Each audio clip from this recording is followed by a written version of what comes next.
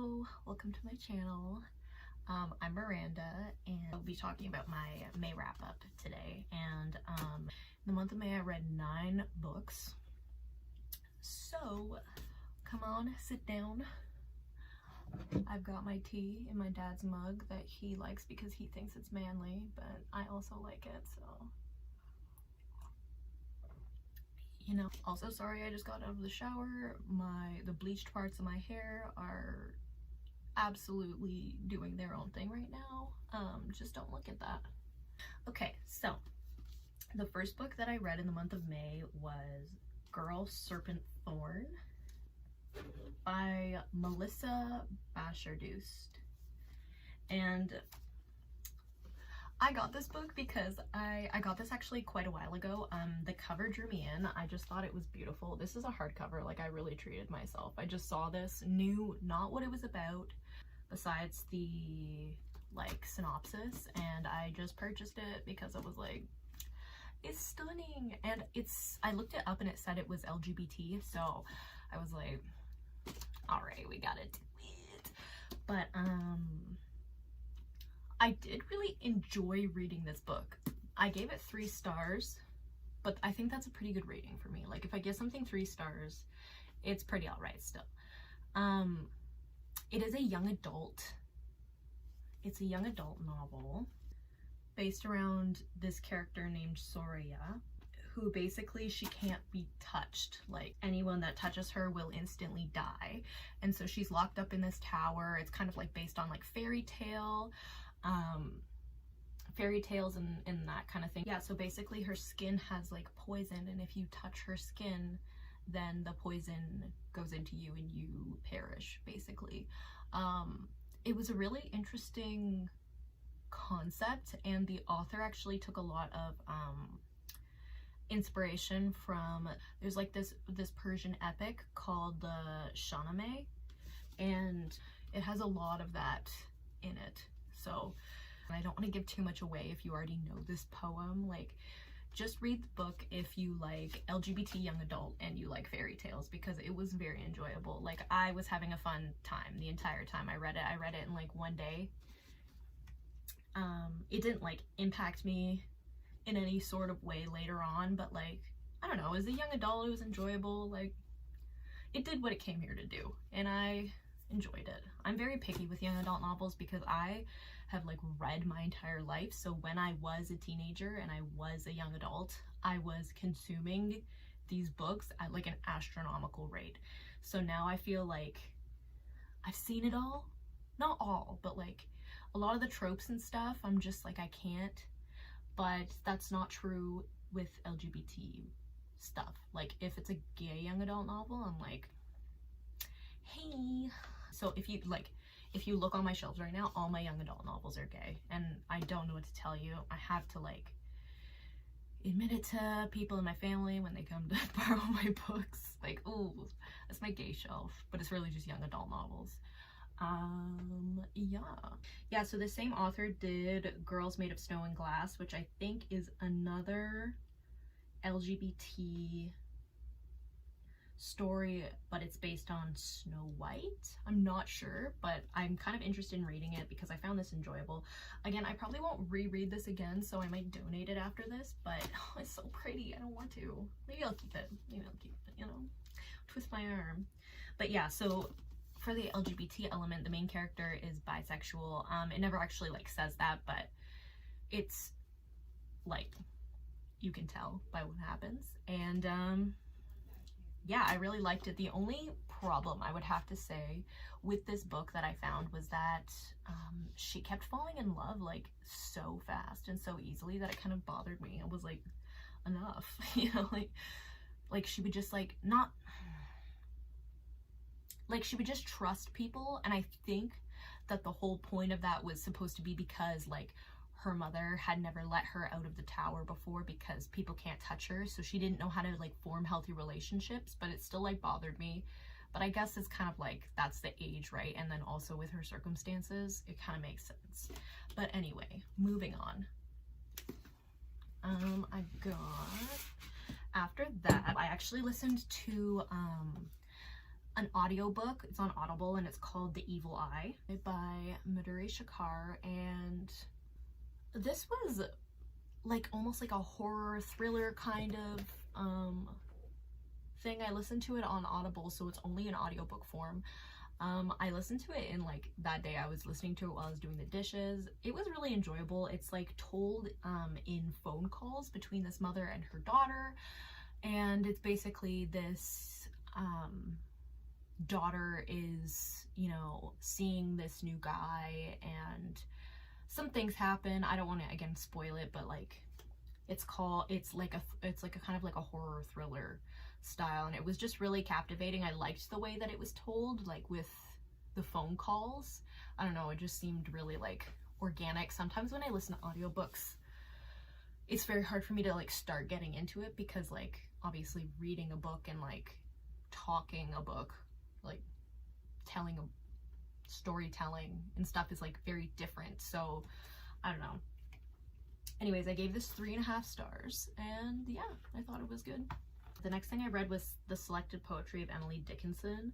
I actually stole this from a teacher from high school. I was like kind of like that English nerd. I didn't even go into English, but like me and my English teacher, we were tight. And then she like lended me a bag of books to read, and I never returned them. I'm now 25, so I just found them recently, and then I wanted to read the Emily Dickinson poems that she left in there for me, but I do need to return them now that I found them. But yeah, they got lost in my house for years, and it was like a lot of books. It was like 10 books. Oh, I'm such an awful person. She lent that to me too. Anyway, yeah, she's actually the one who got me like a signed version of like a signature from Margaret Atwood, because she's my favorite author, even though I don't stand for everything that she says, but like she was my favorite author.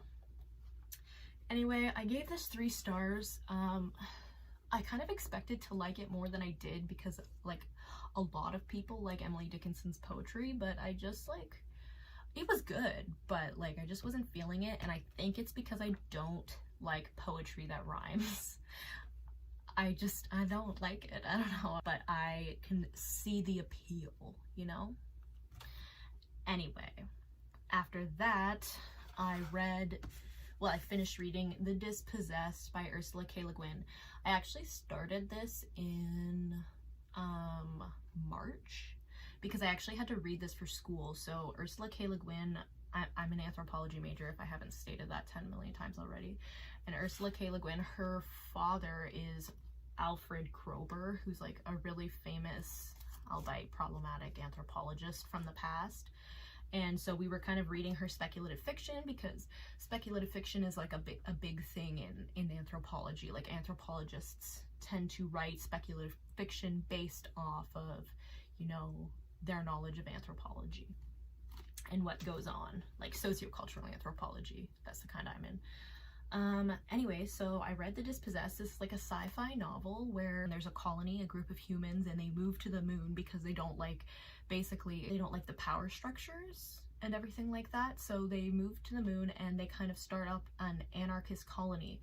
But when I say anarchist, I don't mean in like, I guess the way that it is in pop culture, but I mean like they actually just don't agree with centralized like power structures.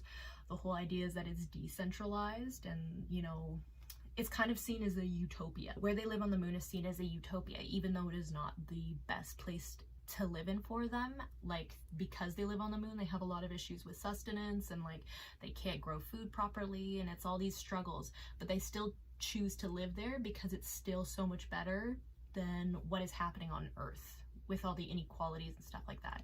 So basically it follows this man named Shevek, and he starts becoming like not impressed with some of the stuff he's seeing on the moon. Like obviously he's like, you know what, this isn't perfect, and he's a scientist, a physicist, and he is basically sending he's working with the people on the colony of people that's still living on Earth, so majority of people, and he is sending back and forth his like theories and stuff, and then he wants to work with them in order to get his theory, and then everyone's kind of like against him. They're like, don't work with those people. They're like, what do they call them?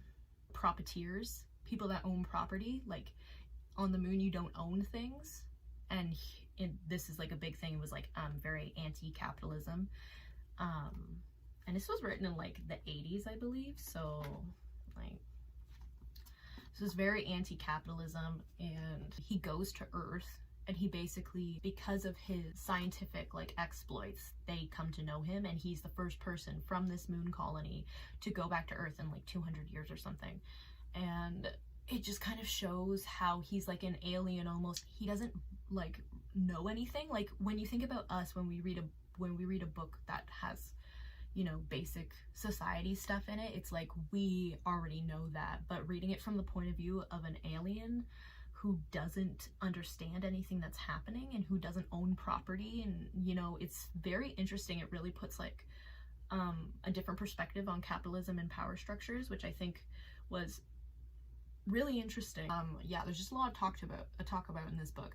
I'm not a big sci-fi fan, and I was very worried about reading this, so I got halfway through it and I kind of stopped as I started it in March, because I was reading it in school, and I just like I got too busy with other things to read it, like finals, and it got kind of slow in the middle for me, just a little bit.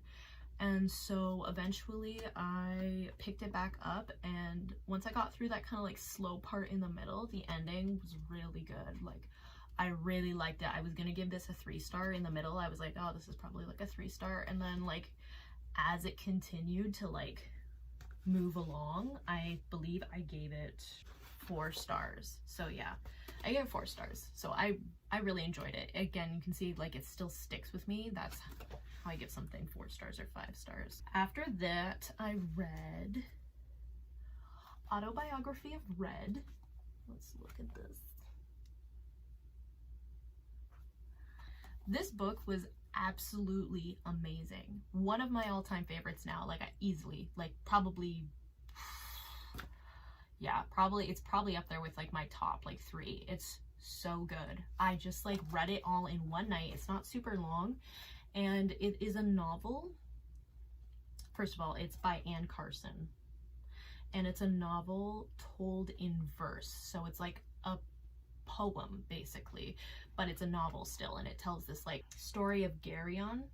I don't know if I'm pronouncing that right. And he is a young boy who is a red-winged monster, so he's a monster, and it just like, but he's almost like he's living in the real world, like it's almost like a kind of magical realism, but the fact that he's like a monster, a red-winged monster, is not as off-putting as it should be in real life. And I thought it was really interesting. I liked it, so that's why it's called Autobiography of Red, because he's a red monster. But basically he ends up falling in love with Heracles, and it's just like goes from there, kind of like his entire life almost. It's like it was really good. I would really recommend it. Trigger warning for at the beginning, there's some vague mentions of child sexual assault, so like just be aware of that. But yeah, it was so good. Like I want to reread it again. Like after I read it, I instantly wanted to reread it. It's based off of like a character from the Hercules mythological tale, so it is a mythological retelling, and like I wouldn't call it a retelling, but like it is based off mythology, and I just thought it was so fucking good. Like please read this, please, so we can talk about it, because like I have a lot of feelings towards this. I gave this 5 stars, if you couldn't tell by how I talked about it. After that, I read A Room of One's Own by Virginia Woolf. I actually didn't read this with my eyes. I listened to an audiobook of it because I got the Virginia Woolf collection, because it has like all Virginia Woolf's audiobooks, like stories in audiobook form, for 1 credit on Audible. So I was like, hey, I get so many books in one. And the first thing I listened to was A Room of One's Own, and basically I talked about this in my other video, but it's a series of lectures. It's based on a series of lectures from 1929, and it's about women and fiction. So basically Virginia Woolf is asked to give a lecture about women in fiction, and it's this whole like basically this, it's beautifully written, like a beautifully written essay slash lecture talking about where she goes from there, who she writes about, like how she chooses to write out the story, or how she chooses to write out the lecture. And the lecture itself is like half of it is her researching and her own experience of like discovering things about women authors and women in fiction. Really great. Some of the things she says, like for 1929, like really recommend. It was really good. It's told so beautifully and eloquently in Virginia Woolf style. So I really liked this. I gave this 5 stars again. A lot of 5-star reads this month. I was feeling good at the end. After that, I read Barracoon by Zora Neale Hurston. So this is another nonfiction, and basically I started reading this and almost finished it when I was in school, because this is an ethnography, and if you guys didn't know, ethnographies are what anthropologists write in order to publish their work a lot of the time. They do ethnographic research and then they write ethnographies, these bad boys. So this was published in 2018. So this took place in 1927, the actual ethnographic research that Zora Neale Hurston did. So Zora Neale Hurston was an anthropologist. So basically, again, with the whole like Ursula K. Le Guin, except of course, Zora Neale Hurston came first. So really, Ursula K. Le Guin's like Zora Neale Hurston. But basically she wrote fiction based off of, you know, her experiences as an anthropologist, and I'm sure her own experiences as well. The Barracoon is a 1927 ethnography based on a series of conversations that Hurston had with Cujo. Right here, you see him. He is the last known slave.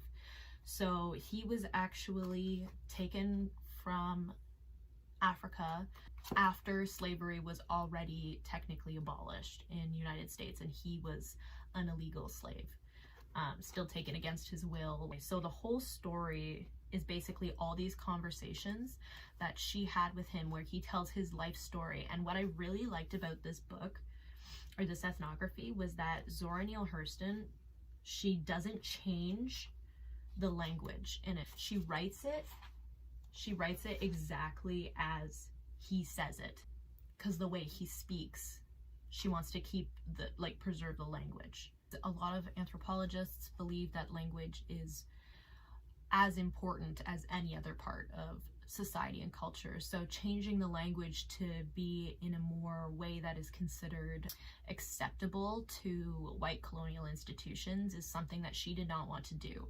However, because of this decision, her book was not, her ethnography was not published for years, only got published in 2018. So anyway, it's his whole life, obviously trigger warning for like anti-blackness and violence and slavery. But in this book, you can see some of the same issues going on that we still have today, like with the Black Lives Matter movement.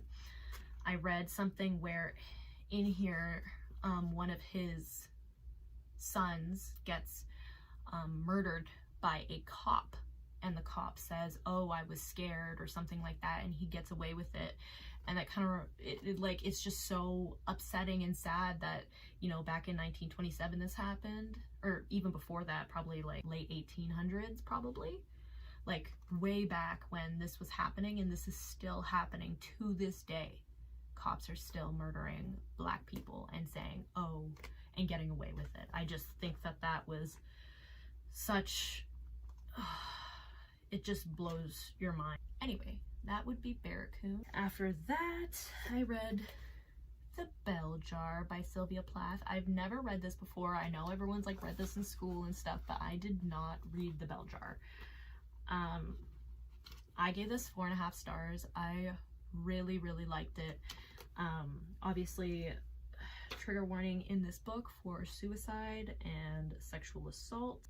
The way that Sylvia Plath writes a depressed person in this book is just so accurate, that if you've ever been someone who's struggled with like depression in your life, that it is so relatable that you definitely have to be in the like right mind space to read it, I think, because honestly, like, she portrays it so well, almost that like apathy that you feel. It was just really, really spot on. And I obviously know it's because Sylvia Plath herself experienced this, but like, I don't know, I thought it was a really good book. Sylvia Plath, The Bell Jar, read it. It's a classic for a reason.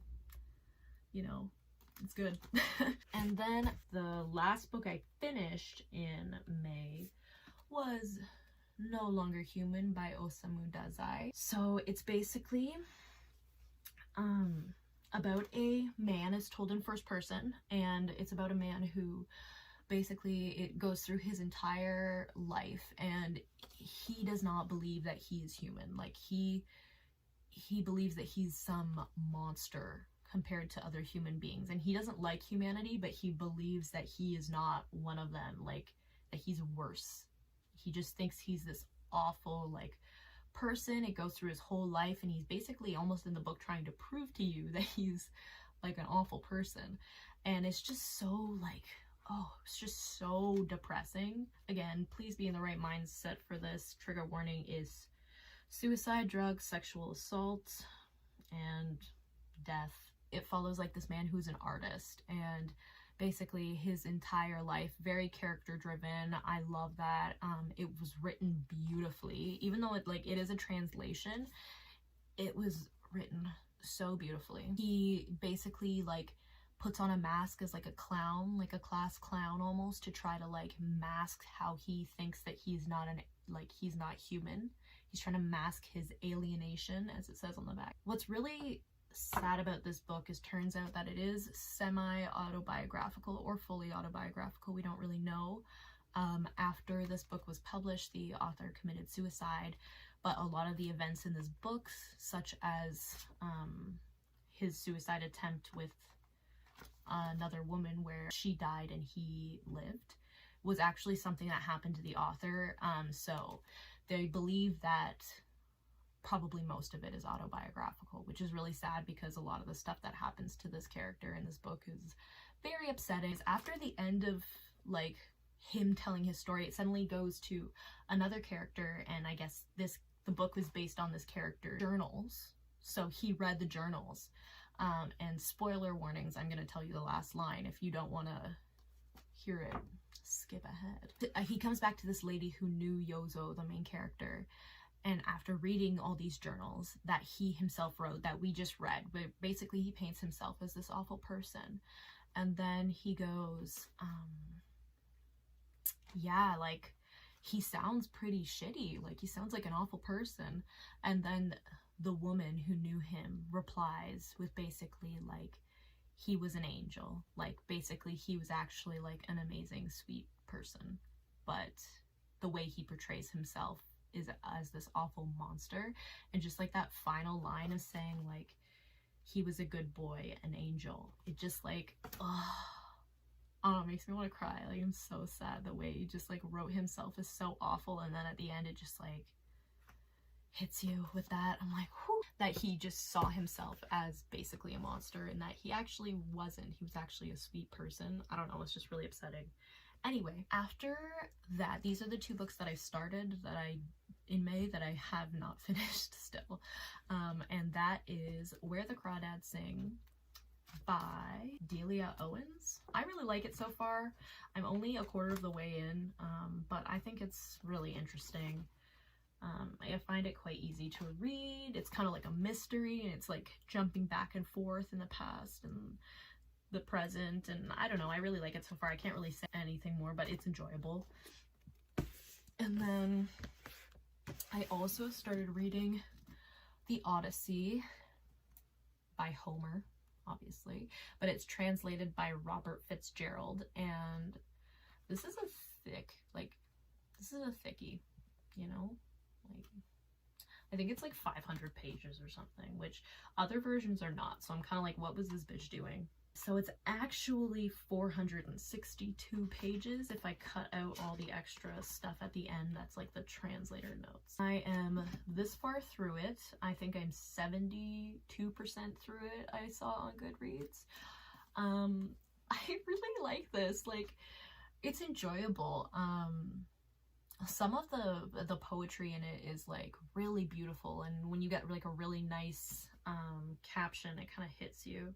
So basically, this is an ancient Greek classic, and it follows the story of Odysseus, who is basically a warrior from the Battle of Troy, and it's based like post the Iliad, so I believe so post that battle. I haven't read the Iliad, so I'm not sure, but I want to after this. And it's basically all these trials and tribulations he is going through to try to get home, and it's been like years and years, and he's trying to get back to his family, his son and his wife, and all these things like just keep getting in his way. Like, he cannot get back, and it's just enjoyable. Like, a lot of stuff happens,